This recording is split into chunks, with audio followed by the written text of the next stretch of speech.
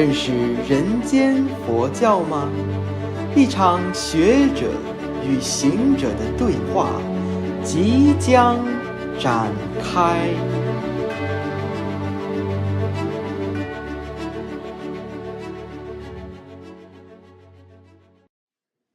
Auspicious greetings.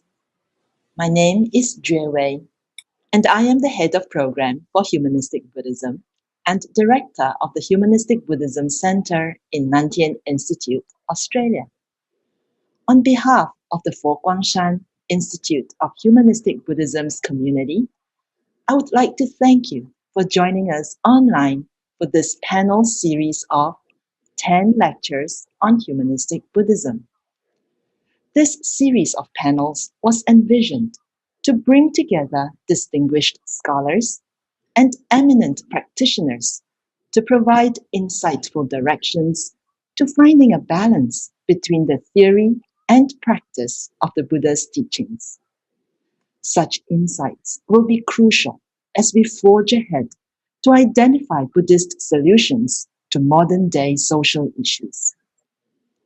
In the tradition of this series' founder, Venerable Master Hsing, the contents are designed for a broad audience who may be interested in finding humanistic solutions to contemporary issues in our increasingly complex and volatile world.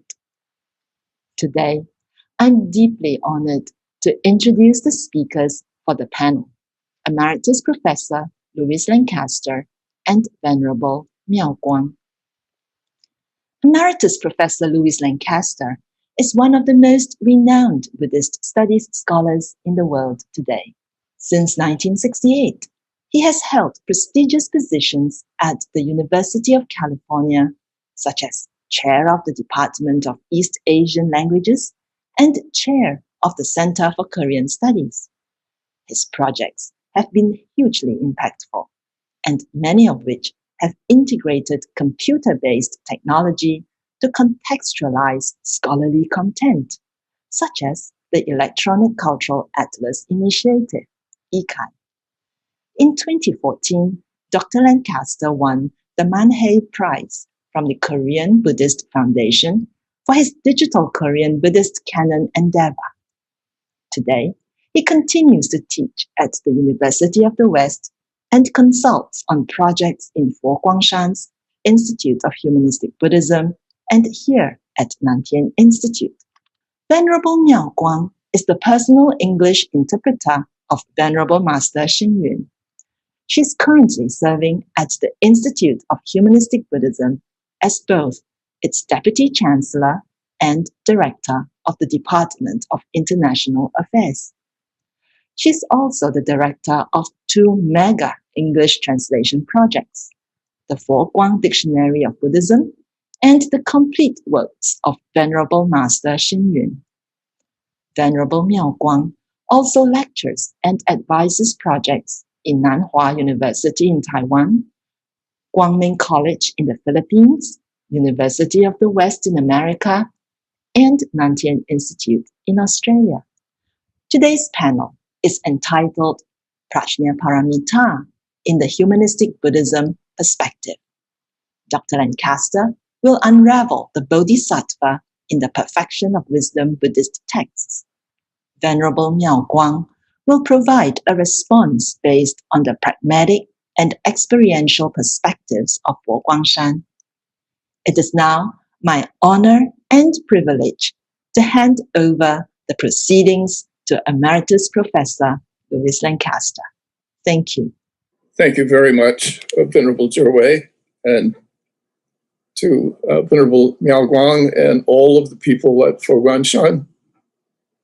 I appreciate the opportunity to share again some of my thoughts. You know, at the beginning of the Heart Sutra, we read that the Bodhisattva, Avalokiteshvara, looked down and realized that all aspects of human experience are empty. Having seen this, he was liberated from anguish, suffering. I've translated the word skandha as aspects of human experience instead of the more common equivalent of aggregate. The 5 skandhas are about perceiving, naming, conceptualizing, and being conscious of our sensory input. So I'm interpreting this to be aspects of human experience. Once Avalokiteshvara was freed from a misunderstanding of the nature of human experience, he achieved a state that was free of anguish and disappointment. 3 years ago, on what was probably my last field trip involving long hikes and off-road travel, I was taken to an ancient archaeological site in Sri Lanka. It was a coastal site some distance from any large population center, and we drove down unpaved roads into the jungle growth. For centuries, the site had been a thriving commercial center based on the copper ore deposits there. Underneath the years of forest growth lay mounds of the remains of the smelting of the copper ore to produce ingots of the metal for shipment by sea to distant ports. Eventually, the ore was exhausted and the place abandoned. But on a hilltop, overlooking the area and the inlet that once served ocean-going vessels, archaeologists found an inscription. It says, Avalokiteshvara looks down and vows to protect sailors. Sri Lanka at the time was dominated by Mahayana, and Avalokiteshvara was a Mahayana Bodhisattva who was considered to be the patron of sailors. I was really moved by standing on that hilltop, looking down to the inlet, imagining what it must have been like when the large ships came to collect their cargo of copper. The sailors on board these vessels were fully aware of the dangers of the long open sea voyages that awaited them. They had sought to have some form of protection, and they turned to the Bodhisattva for his promise of looking down to give them aid. Constructing a shrine on the hill overlooking their anchorage, they carved the words that expressed faith in a Bodhisattva to help them through all the dangers of their life on the open seas.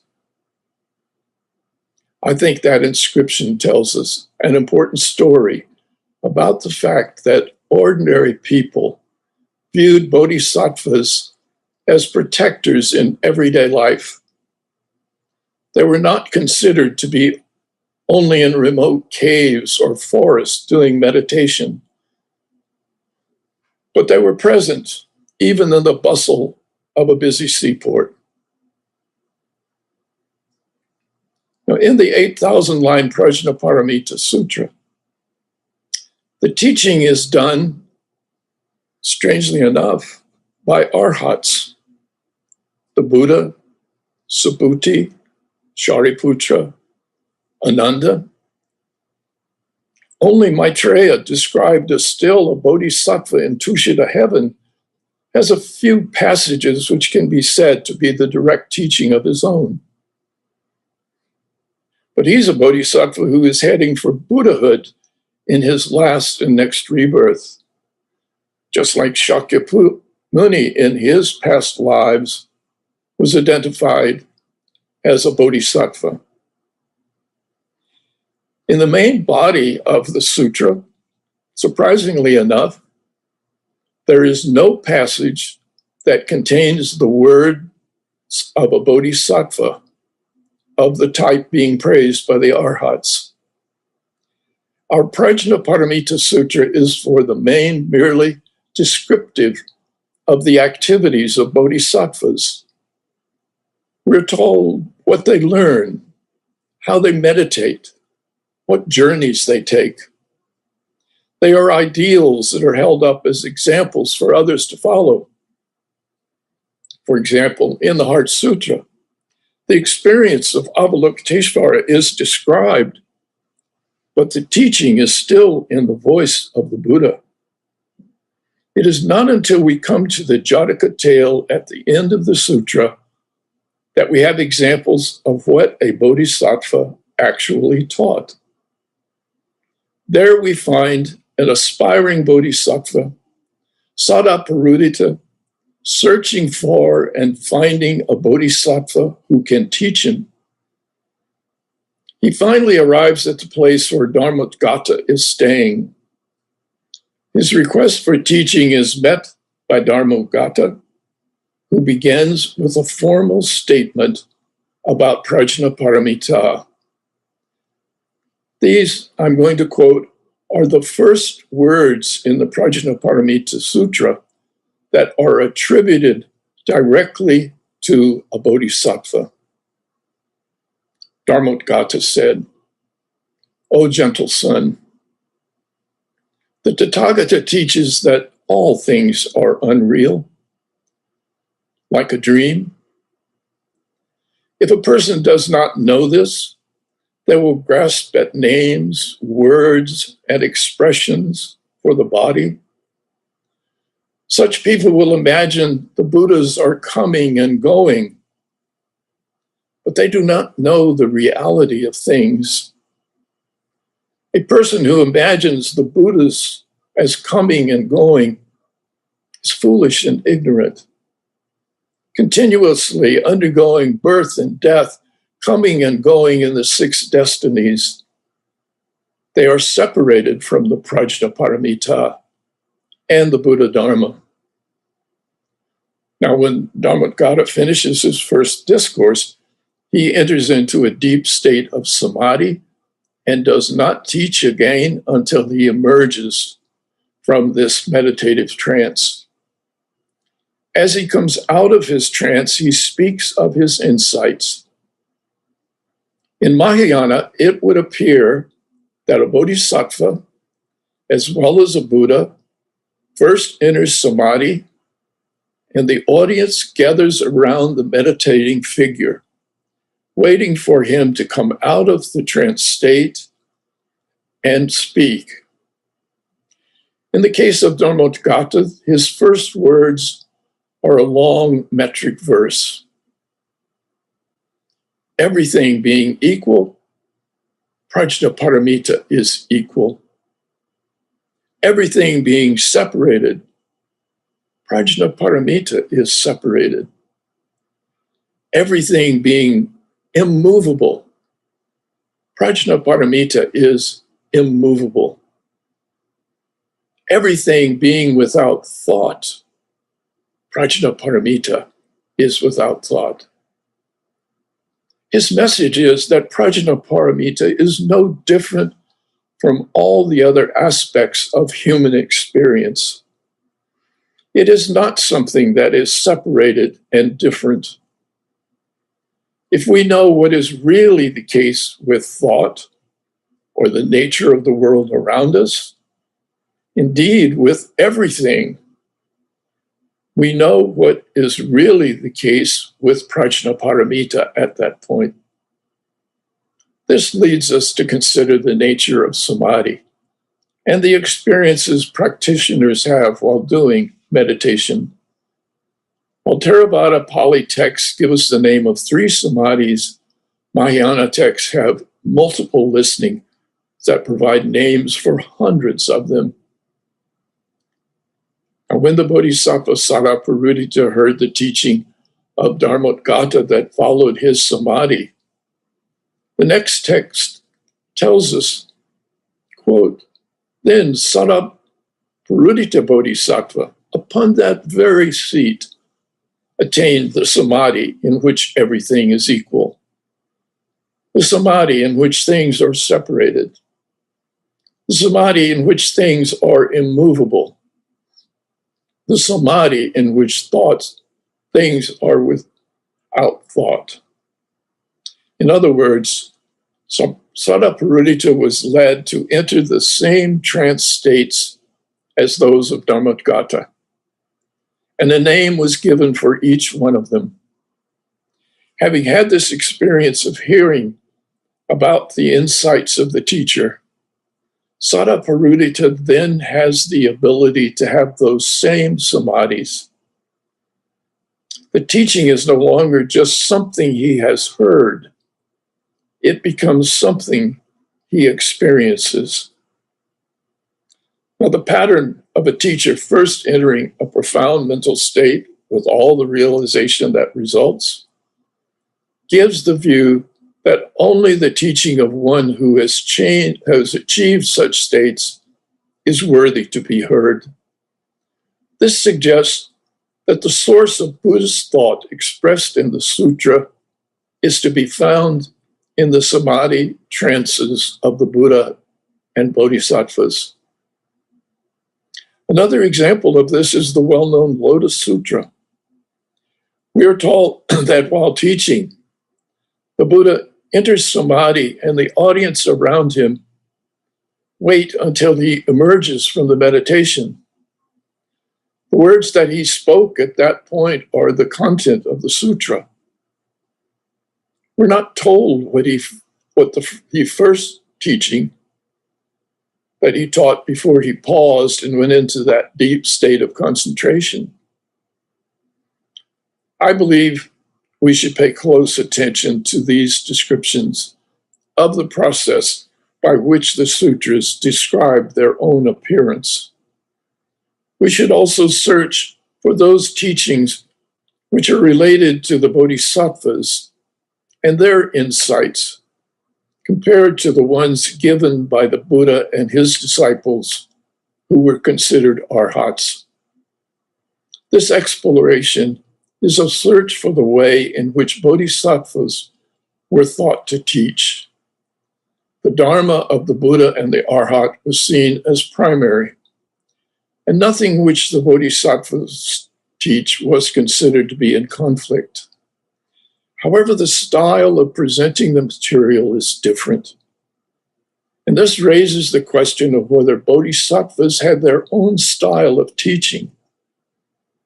For the 8,000-line Prajna-Paramita, the main body of the sutra is in the format of a dialogue, while the Jataka portion with the teaching of a bodhisattva is narrative.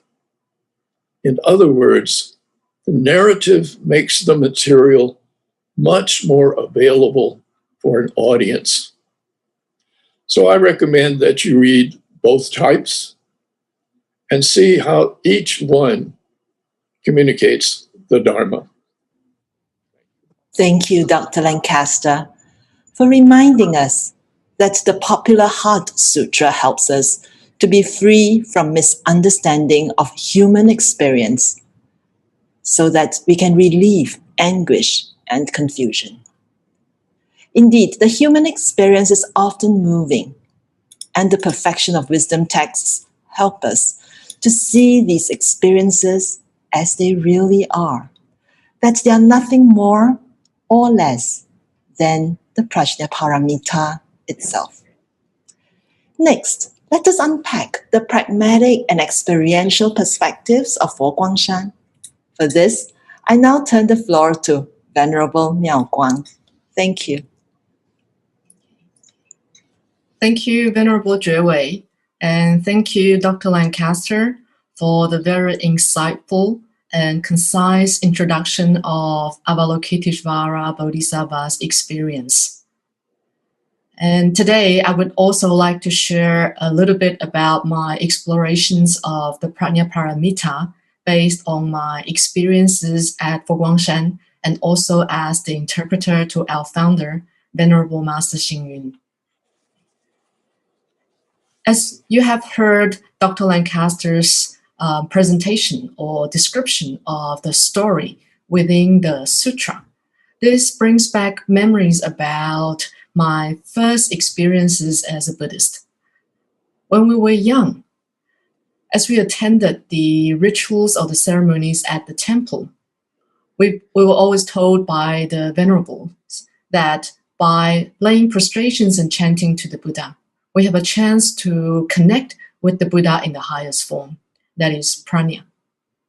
So in those early days, when we asked the question of what is Prajna or Prajna-Paramita, these are probably the answers that we receive most commonly.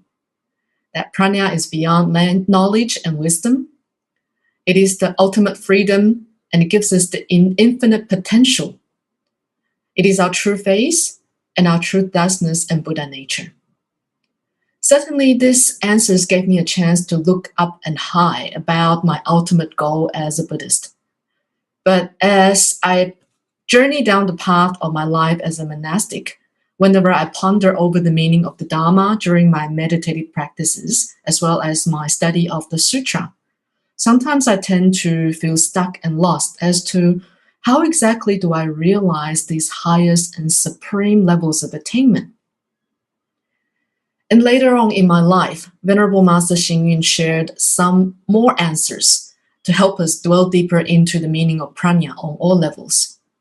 He shared with us that Prajna is a beacon of light in the sea of Dukkha. So when it is all dark and we are drowning, sometimes a little ray of light will guide us in some kind of direction out of that sea. It is also the teaching of liberation and eternal joy, given that if we ever attain an understanding of Prajna, right, we're bound to liberate ourselves from the shackles that we create out of a sense of Atman, and that we're closer to eternal joy. We are also told that it is the origin and basis of being a human. So whatever it is we're at on the surface, when we have a chance to regain our calm and quiet, we see that Prajna within us. So overall, Prajna, as being told by our teacher, Venerable Master Hsing Yun, he shares that it is the core of Buddhism. It is what enables us to live freely, most importantly, with self-mastery in this world. That is Ishvara. And so these two levels of answers to what Prajna is have set a very solid direction for my practices and my journey as a Dharma propagator. And certainly, it has also been shared that when we look into the reason why Venerable Master Hsing Yun has been able to successfully spread Buddhism across the world, especially in the name of Humanistic Buddhism, we see two main reasons. First of all, throughout his 90 years of life, he has always guarded the fundamentals of the Buddhist faith. He never deviated far. And secondly, we all benefited from his amazing ability to creatively apply upaya or skillful means, so that we too learn to enjoy the wonders of Dharma. And so what kind of Prajna-Paramita have I been able to learn from his personal examples as well as his teachings? I see these in two parts. In our journey to acquire Prajna-Paramita, first of all, we must never deviate far from the core teachings, that is the Buddha's fundamental teachings. And secondly, it is key to how we understand these teachings by establishing skillful application of knowledge and mindset. Thirdly, how do we apply Prajna wisdom by living it as a part of our life as we continue to grow as a human being? Last but not least, when we do 1, 2, 3, what is our ultimate goal? That is an attainment of the highest level of awareness that we are all at one with other sentient beings. That is the point where we fully unite with our self-compassion as well as wisdom to really see life from the peak of Prajna-Paramita. So very quickly, what is the core of the Buddha's fundamental teachings? I remember back in the early 2000s when Venerable Master Hsing Yun was giving a talk at Guang in front of a crowd of 800. Suddenly, there was an earthquake at about a Richter scale of 4. And shaking at scale 4, basically the auditorium rocked. So people started to panic. Some tried to leave their seat. But immediately at that moment, as Venerable Master was well into his teaching, he closed his eyes, joined his palms, and remained quiet.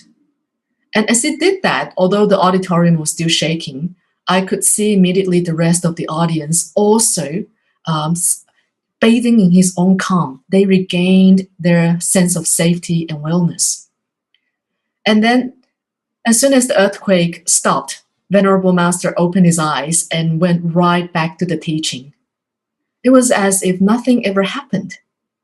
And so at that moment, what I saw was this wonderful demonstration of Ishvara, deeply rooted in Prajna-Paramita. He presented his true self that was unshakable by the shackles of the external world. And so it was as if I saw a live demonstration of the opening of the Heart Sutra. How do we overcome all ills and suffering? It is by coursing deep in Prajna-Paramita, that realizing whatever it is we experience as a human, they are in essence empty, and there's no need to hold on to them, cling to them, or be deeply affected by them. Therefore, what is the core of the Buddha's fundamental teachings to help us attain prajna wisdom? I would say it's simply to understand where dukkha comes from, and then we apply that proper cure in order to transcend the suffering. And what are these core teachings? Well, on the left column, you see the very fundamental teachings of the Buddha that gives us a sense of patience or sanctity on 3 levels: ordinary, dharma, and non-arising dharmas. So on the ordinary level, it gives us the strength so that we survive the everyday phenomena of this world. In other words, we have the courage to face the happenings without any desire to change them or to run away from them. And on the second level, Venerable Master Hsing's calm demonstrates his transformation of knowledge into wisdom through his day-to-day connection with Prajna-Paramita as well as compassion. So it is our power to sever these afflictions. Last but not least, on the level of Ishvara, since nothing ever really arises or ceases, why be bothered by anything at all? And so at that level, we see that every awareness of peace and freedom, no matter where we are or no matter who we are. So when we are deeply rooted in the core of the fundamental teachings, next is about understanding. And in short, a very interesting upaya or skill as to how we enhance our understanding is by the simple procedure of continuous questioning. In other words, the more you ask, the more you know. These are some of the questions posed by Venerable Master. As we observe the everyday happenings of the universe, he asks, human beings can now land the moon, but can this technology ever bring us to Pure Land? His answer? No. Rebirth in Pure Land is an instant of firm and unshakable belief. Only faith can bring us to Pure Land. So through this question, we find the true root to our faith. Never lose it. And secondly, he says, modern medical science can replace human organs to prolong life, but can they give us eternal life? Therefore, while we celebrate the advancement of human technology and medical science, he again, with this question, pulls us back to the root of Dharma by saying, no, by replacing parts of the conventional body, our physical life will still die. Only by discovering our innate Buddha can life be everlasting. So with that root established in our faith, we now have a clear goal. The third question, does exploring the limits of space lead to freedom from samsara? He says, no. Only prajna wisdom can take us beyond the boundaries of birth and death. And so ultimately, he brings us back to the daily applications of our interconnectedness with reality. And so our goal, our root, and our applications are very clear. Now, as we come to the applications, right, how do we apply the Dharma? Again, by simply asking the question, what is the Dharma for? These are his answers. Well, we learn the Dharma to tame our unsettling minds with the calm and Ishvara demonstrated by the Bodhisattvas in their deep meditative concentration. Secondly, once we have that, It is important for us to inspire our compassion to reach out and help others. Otherwise, our attained wisdom and compassion will simply be in vain. Why be the only one to benefit from that? And so ultimately, when we combine 1 and 2, we learn that the most important thing in our learning of the Dharma is to make sure that we are inspired to take meaningful actions. Remember, the writings in the sutras not only communicate the higher spirit of the Buddha. I believe that an even more important purpose of the languages in the sutra, or the languages of Dharma, is to make sure that we put it into action. Even more, meaningful actions. So through the Buddha's own examples, through the day-to-day routine of the Sangha of Six Reverent Harmony, to our day-to-day refuge-taking, as well as our simple remembrance of any one line that would change our life forever, we are living the Dharma as a way of self-development. And so in these, Venerable Master Hsing Yun applies and demonstrates through the later days of his life in his ailing body, when he's confined to a wheelchair, when he has lost 99% of his vision, he never lost his root to the Dharma. Even though he's no longer able to see or read, he says, I can still write the words of Dharma to inspire people. And on this picture, it may seem simple, but you may wonder when someone who has suffered from diabetes for more than 60 years, who cannot see, his hands shake. He has no idea where his brush is landing. These are the words he writes with such calm and composure as his compassionate willingness to share with us that, yes, remember, wherever you are, don't forget about the everywhereness of your inner Buddha and that inner compassion that is displayed through the skillful applications of Prajna-Paramita.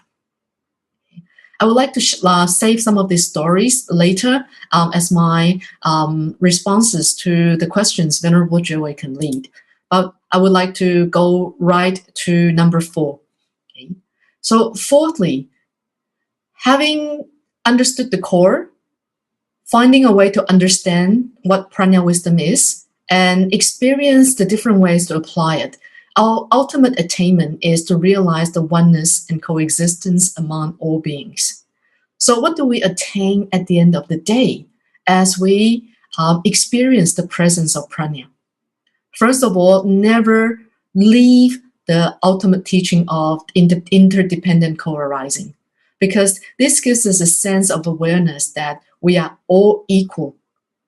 And as all equal living beings, there's no reason for us to not share unconditional acceptance to people who are different from us, to those who may share different values.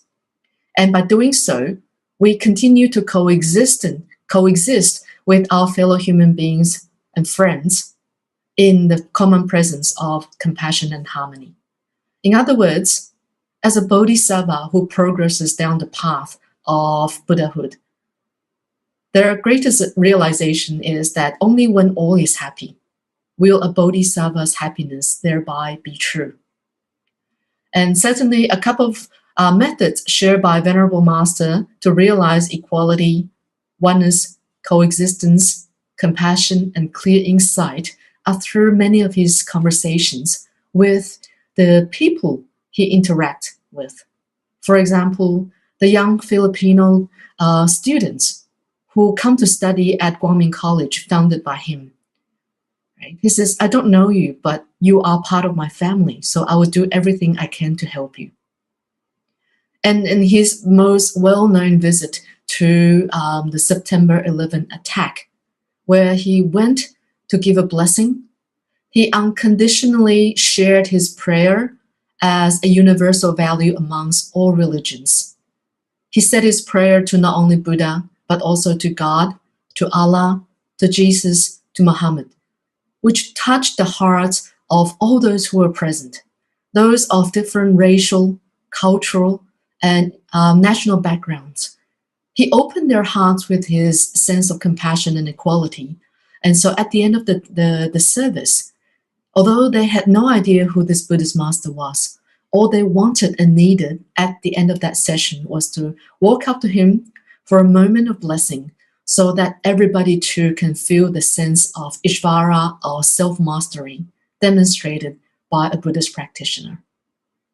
So in close, the simple 4 steps to how we understand and apply Prajna-Paramita all comes from a Buddhist master who dedicated his entire life to bring in the words of the sutras and the dharmas to real life.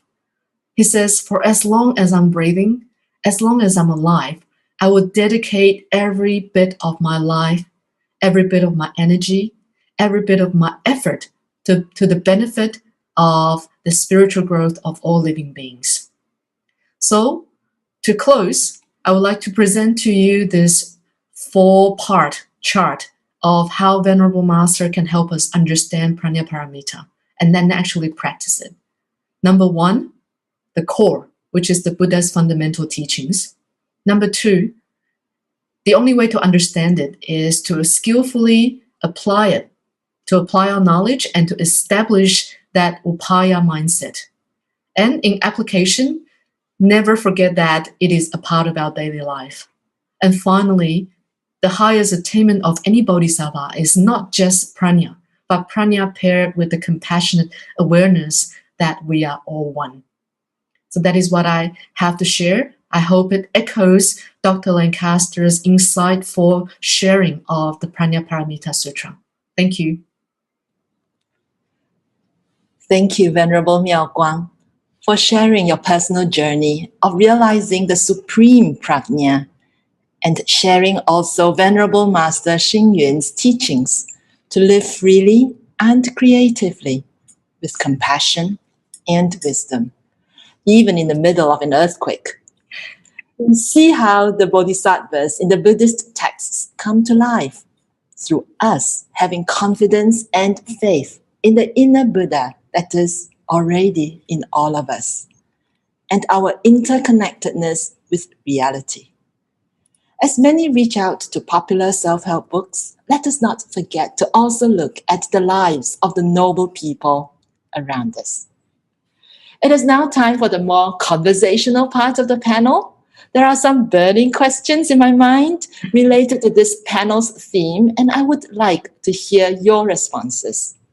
I know that both of you are deeply engaged in theory and practice, one informing the other in a reinforcing cycle. So here's my first question, Dr. Lancaster. How do you see the knowledge and practice of the perfection of wisdom as a bodhisattva guide us out of this global anxiety that the pandemic poses? Thank you. I remind myself that the definition of the Dharma is the way things really are. And I realized that when we heard just now from Venerable Miao Guang, in many ways, Master Hsing Yun is always saying to people that the wisdom comes when we know the way things really are and we're able to deal with it and make a move toward solving some of the issues that life presents to us. But I asked myself one question, and that is, why aren't we more wise? Why don't we have more of this? What is it that holds us back? And I think it's fear. We fear to know exactly what the situation is because we're not certain in our hearts of what is really the case. And so, of course, we fear the unknown. How do we overcome it? I think that one of the issues in my own country at this point is we are just being torn asunder by events in my country. I'm so distressed by that. And I believe that in order to begin to handle this, it has to be compassion for each other. I think you start there. Thank you. Thank you, Dr. Lancaster, for reminding us that wisdom comes from realizing the way things really are, and for us not to allow fear to hold us back, and constantly reminding us again as bodhisattvas the value of compassion. Venerable Miao Guang, you're very close to the pulse of the world. Would you like to add anything? Thank you, Venerable觉瑋. I feel that one of our ways to truly be free from the fears in life is to apply one of the greatest skills taught by not just the Buddhas, but also the Chan masters. That is, not to try to solve life's problem as one big problem, but to begin by solving the smaller problems that is immediately in front of us. And for Buddhists to be able to do this, it requires our constant mindfulness of the truths that we have learned about either impermanence, that all phenomena we experience are transient, about the need to not hold on to that Atman, which creates all the fires. But at the same time, it is about the constant connectedness with Prajna-Paramita that gives us the Ishvara, or the self-mastery, which all students or all learners of the Heart Sutra pursue. And so again, this is one of my experiences with Venerable Master Hsing. This was probably about 5 years ago when he was confined to the wheelchair and was not able to see. But he kept his life busy every day. He received rounds of guests of up to sometimes 5 or 10 every day. But one thing he did was he always received his guests at the entrance of the building. He never waited in his rooms. He wanted to make sure that all guests felt welcome and at home by his personal presence at the entrance. And so a usual part of his reception of guests will be this greeting at the door and the sharing of the journey or path back into the lounge. So this is one of those days when he was wheeled towards the lounge with his guest. And when he was moved into an elevator, because there were so many people, as the door of the elevator was about to close, unfortunately, one of the monastics still tried to squeeze in, right? And then so she got wedged between the door. So at that time, everyone in the elevator did nothing but gasp by saying, "Oh, Ami Tuofo." Okay? But saying Ami Tuofo, as they said that, the monastic was still kind of stuck in between the elevator doors. If you have experience of that, sometimes it hurts, right? Sometimes it's kind of embarrassing. So Venerable Master at that moment turned to everyone and said the following. He says, "At this moment, what is better than Amitabha Buddha is probably that finger of yours that reaches out to press the button that says open." Yeah. So that was so memorable.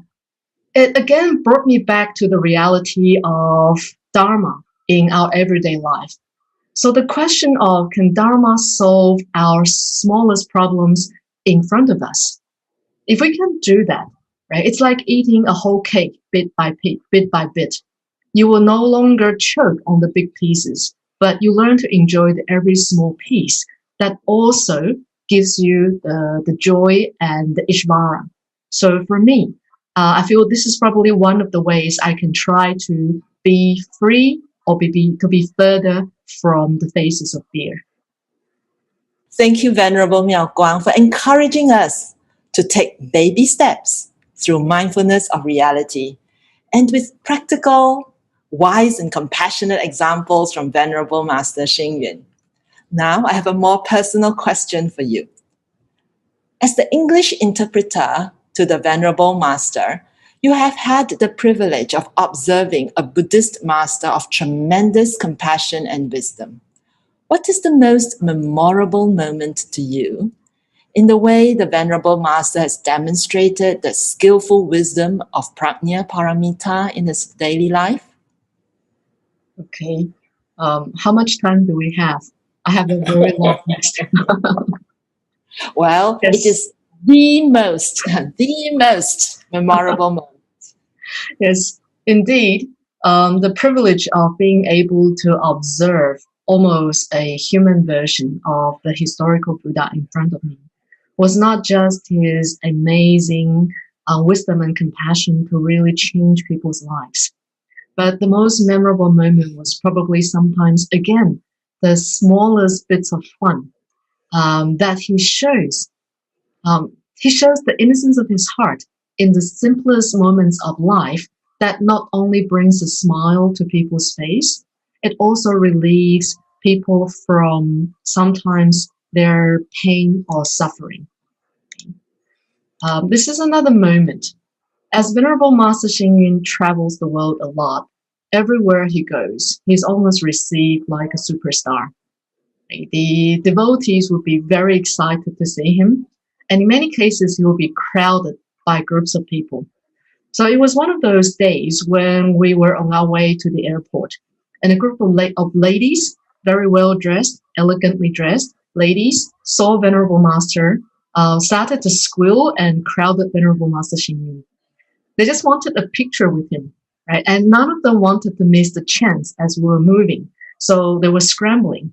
Therefore, in the process of scrambling, unfortunately, one of the very well-dressed ladies fell flat on her face. It was plain awkward, right?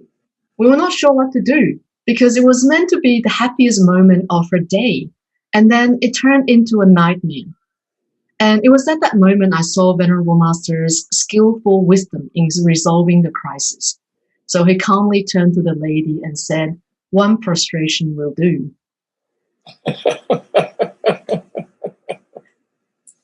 And we all started to laugh, right? Because in the Buddhist etiquette, it is the highest respect anybody can ever show to a Buddhist master when they see them. That is by laying prostrations. And usually out of courtesy, the Buddhist masters will say one prostration will do. Right? And so the lady, although awkward and embarrassed at first, right, kind of brushed it all away with that simple remark, and it shifted everybody's attention. And so I truly appreciated that moment to see Venerable Master's immediate connection with the lady's feelings and emotions. And he rescued the moment, and at the same time still left it to be the most memorable time, probably of her life. And we will surely remember his compassion and skillful means for the rest of our lives too. That is what I have to share. Thank you so much for this very interesting example. Indeed, a great Buddhist Chan master rescued the moment and created so much memory of how we should handle difficult situations in our lives, to just think out of the box. Well, now, Dr. Lancaster, you too have had several occasions of intimate encounters with the Venerable Master. What are your observations around his skillful applications? Some years ago at University of the West, we were privileged to have the Master come and give a series of lectures. And it was early days. It was before Zoom, but we put it on the internet, and we had people all over the country sending in questions. And one of the questions that came in was, someone asked him, "Please give me a mantra that will give me good luck." And we all sat waiting. And I've learned that when he starts out basically saying, "It seems to me," you know that you're going to get an answer. I think that for a bit, everybody, or at least some people, expected he would give her a mantra. But instead, he challenged her. And he opened up a whole other way of dealing with life's problems. He said, it's been my experience that people who work hard are very lucky. And that was his answer to her. And I think that all of us in the audience felt here was a leader. He could play with giving something to somebody who's probably a supporter. He could, in a sense, say, I have these things I can hand to you, I can give to you, I have a product. And he didn't do that. He did not take that opportunity to in any way show that he could be commodified, I would say. He said, as Venerable Miao has told us,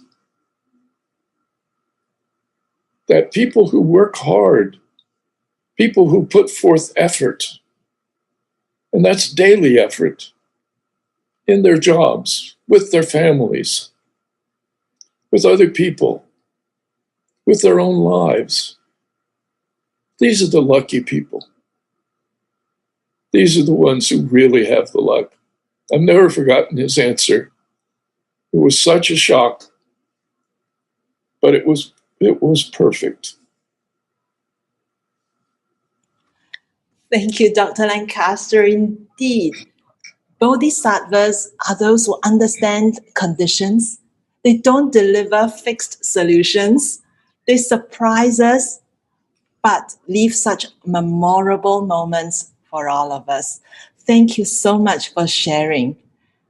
I'm sure everyone online will now agree with me that it takes really very good storytelling bodhisattvas here to be able to come close to and appreciate the wisdom of the Maha Bodhisattva, Venerable Master Hsing Yun.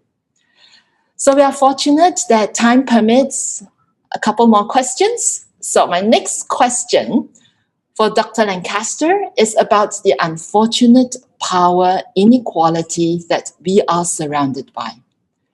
I cannot help but feel hurt by shootings targeted at the less privileged and how our precious environment is being raped. There is lack of safety in the world around us. How do you see communities practicing Prajna-Paramita or individuals using Prajna-Paramita to find hope and solace? I think that given our situation in the world, and I agree with you, it distresses me enormously. And particularly when I see in my own country people being racist, I'm so sorry for that. And the question is, what do you do about it? I think that what we have to say is, first of all, you have to know the way things really are.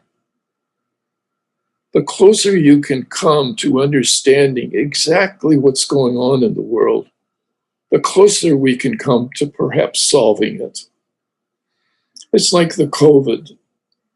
When that virus came along, it was the scientists who could identify it. And once they identified it and said, this is what's causing this, and now we can make a vaccine that we can overcome this virus because we understand the nature of it. That's the kind of wisdom which you use to apply your skill and means to bring about a good solution. Thank you for inspiring us to start by understanding the way things really are. Now let me squeeze in one final question for Venerable Miao Guang. life tends to give you lemons more than you wish. So, as a Buddhist practitioner, how can Prajna-Paramita help you confront life's challenges and hardships? To answer the question simply, I feel that the experience of suffering or the taste of life's lemons have now become a much more comforting experience for me as I continue to grow older. So I feel that it's a change of mindset towards something we can never avoid or prevent. When we were young, as young Buddhists, we wanted to make sure that we are learning the Dharma so life will become perfect. Right? And then as we grow older, we come to peace with the fact that life can never be perfect.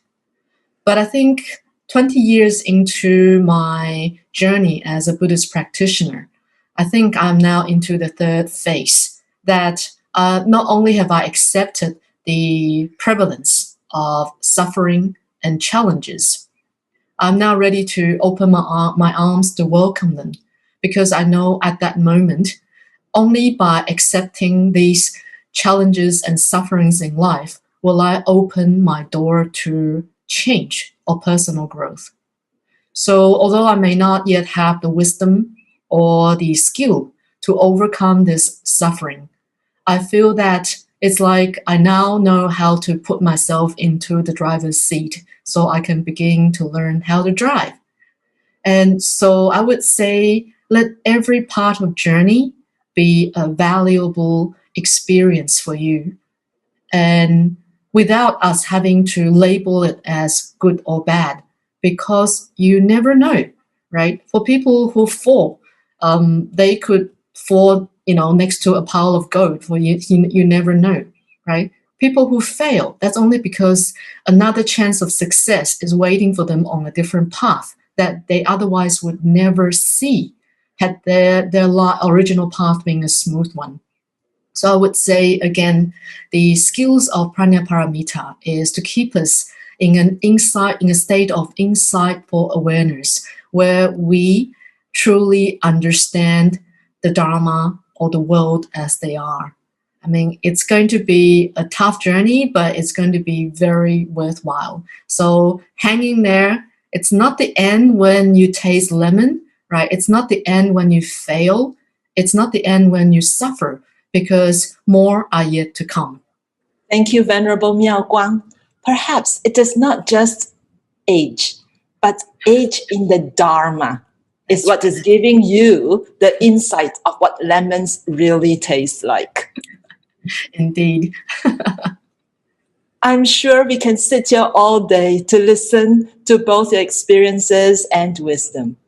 The nuanced perspectives that you both bring to the panel can inform the many novice bodhisattvas, like me, on the path to encounter uncertainties with faith and to witness our daily life experiences with an elevated form of consciousness. This dialogue goes beyond the classroom and the temple grounds, and it is only in a panel like this that we can explore with such clarity and intimacy. Finally, may I invite first Venerable Miao Guang and finally Dr. Lancaster to each share a short message of encouragement for everyone online. Venerable Miao Guang. Okay. Thank you, Venerable Guang, also a true Bodhisattva. I would like to share with everybody, never lose hope, even in moments of despair. Just look around you. You will find your Kalyana Mitras, the Bodhisattvas, who will pull you along, who will help you get back on your feet. Keep trying, keep going. You are in good hands. Thank you. And Dr. Lancaster. During this time of the COVID in this country, where so many people died and so many people were sick, the wonderful thing is that I felt that I was surrounded by heroes. All of those selfless people who go to those hospitals and take care of these people, they're heroes. all of the people out there in the world who brought our food to us, who continue to allow us to live. I feel so thankful that I live at a time, I call them heroes, maybe I should call them bodhisattvas. Thank you so much. And for that tribute as well to all our frontline workers. Prajna-Paramita teaches us that every experience, including pleasant Dharma encounters, will give way to cessation. There's nothing to hold on to. We have now come to the end of the panel on Prajna-Paramita in the Humanistic Buddhism Perspective. But the end is really not the end, and therefore it is the end. Please continue to join us in the series of 10 lectures on Humanistic Buddhism for further insights and wisdom. You may subscribe to Fo Guangshan English Dharma Service YouTube channel to hear more from Venerable Miao Guang and other Fo Guangshan Venerables, or the University of the West Department of Religious Studies YouTube channel for some recent talks from Dr. Lancaster. And also, not forgetting to visit the Nantian Institute website to find out about the world's first graduate certificate in Humanistic Buddhism. Again, thank you to Dr. Lancaster, Venerable Miao Guang, and to everyone online for staying online to this very last minute. We hope everyone keeps safe and healthy in both body and mind. Goodbye. Thank you. Goodbye.